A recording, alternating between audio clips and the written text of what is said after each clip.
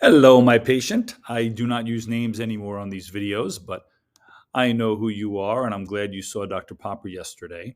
So, to review with you your case, which looks great, you started with some minor crowding of your lower teeth, but more importantly, a lot of wear on these teeth for a young person. And so, your upper teeth were kind of coming down over those lower teeth, leading to the wear or contributing to the wear. To make these lower teeth straight, which is pretty much where they are right now, they have to come forward. But your upper teeth are blocking that because your upper teeth were leaning inward. So our plan from the outset was to broaden your upper arc, which would give your smile more fullness, move them away from the lower teeth. But as planned, you see the green squares, which direct us to where you have spaces. You didn't have those spaces to start. But because you have a lot of wear, even on the inside of these upper teeth, our plan was for you to have that restored with veneers or crowns, which would not just be protective of the worn edges of these teeth, but fantastic from a smile standpoint. As an orthodontist, we change the what I like to call the smile architecture. I'm sort of like the structural engineer.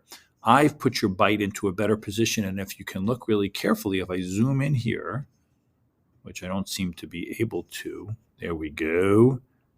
You see how now you have this clearance right in here to have those teeth lengthened and widened and not push against your lowers too much. So now we need the opinion of the general dentist in two specific areas. This gum line was lower from the start, and I have evened it up pretty much where we intended. Of course, now you see this tooth is higher because I want the gum line to get up. Now, it could go up a little bit more, but we'll have to check your lip line when you smile. That's my homework for you. Look in the mirror and really give a laughing smile and see if you see the gum here. I can check this too, but I just need to see where your lip line is. And we also need to see if we have good clearance between these teeth, as it seems like we do, to have room for the veneers to fit against your bite. The spacing between the front teeth looks like it's situated nicely. And so if you are anxious to get going repairing these teeth, I think you're ready. If for whatever reason we felt like you needed a little bit more clearance or we needed to raise the gum, we could order more aligners, but not that many more. Let's see. Yes, see, this plan has it going up to maybe even more ideal, maybe more than we need.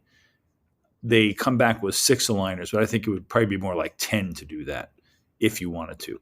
Let me know your thoughts on what I've explained so far.